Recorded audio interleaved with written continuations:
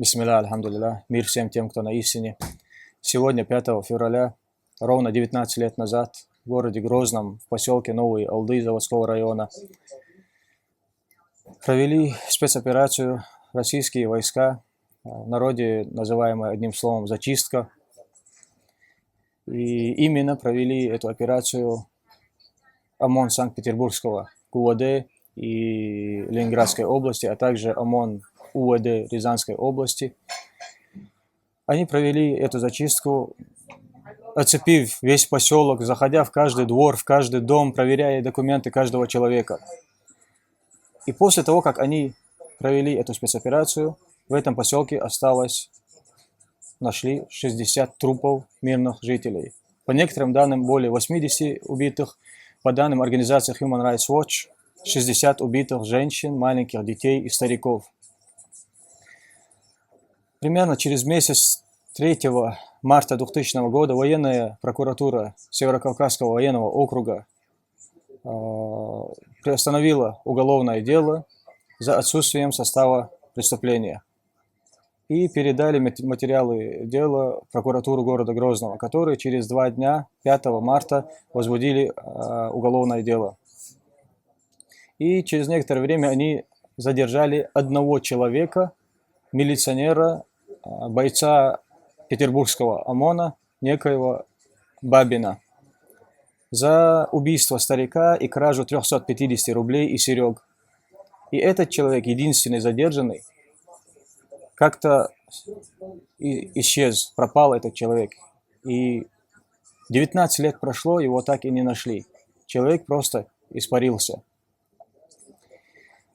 Европейский суд по правам человека признал виновными в этих убийствах ОМОН Санкт-Петербургского ГУВД и ОМОН УВД Рязанской области.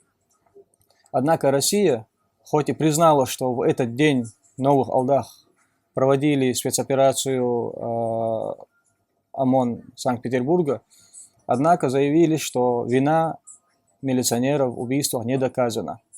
И все. То есть они сказали, не доказано, и дальше никаких действий.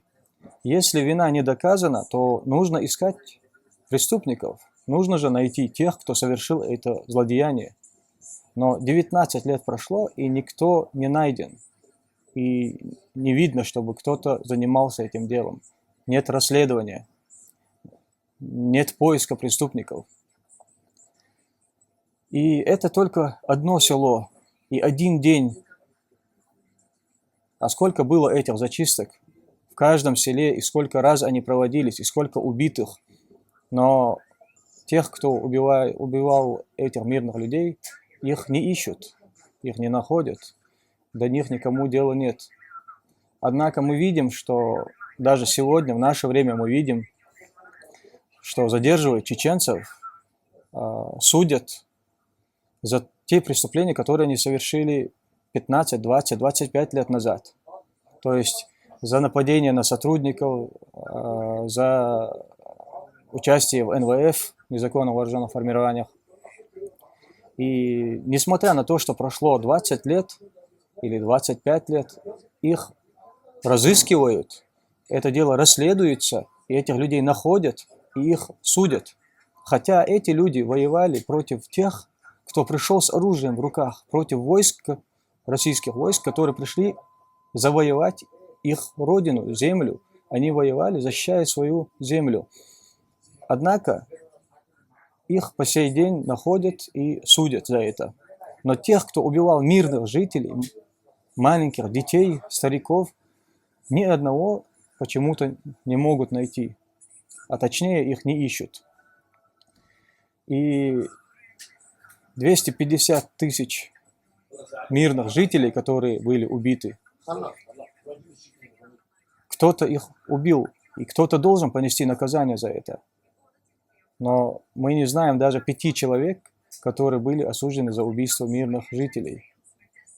Хотя убито 250 тысяч женщин, детей и стариков, мирных людей. Почему это не расследуется? Россия ведь называет этих людей гражданами Российской Федерации. Почему российские власти не расследует убийство 250 тысяч мирных граждан Российской Федерации, если они их называют гражданами Российской Федерации. Российским властям плевать на своих граждан, или же они не являются гражданами Российской Федерации? Почему российские чиновники в Чеченской Республике не проводят совещания и не требуют от людей, от своих подчиненных, чтобы они расследовали эти преступления, чтобы они находили убийц мирных жителей? Почему эти чиновники российские в Чеченской Республике, которые говорят, что они так переживают за чеченский народ и защищают этот народ, почему они не ищут этих преступников и не требуют найти их, и не требуют расследовать эти дела? Однако они не будут этого делать. Они скорее в очередной раз назовут одну из улиц города Грозного именем Санкт-Петербургского ОМОНа, чем будут расследовать и искать убийц чеченских мирных жителей. Мы знаем, что не раз и до этого случая в Новых Алдах, и после этого группировки тех людей, которых Россия называет самыми страшными террористами в России, группировки группы Басаева, Хатаба, Гилаева и других, они не раз заходили в села и покидали их. Но после того, как они уходили, они не оставляли за собой горы трупов убитых женщин и детей мирного населения. Так что получается? Самые страшные террористы более милосердны, чем российские войска, которые пришли якобы наводить конституционный порядок в Чеченской Республике. Получается, что самые страшные террористы более милосердны.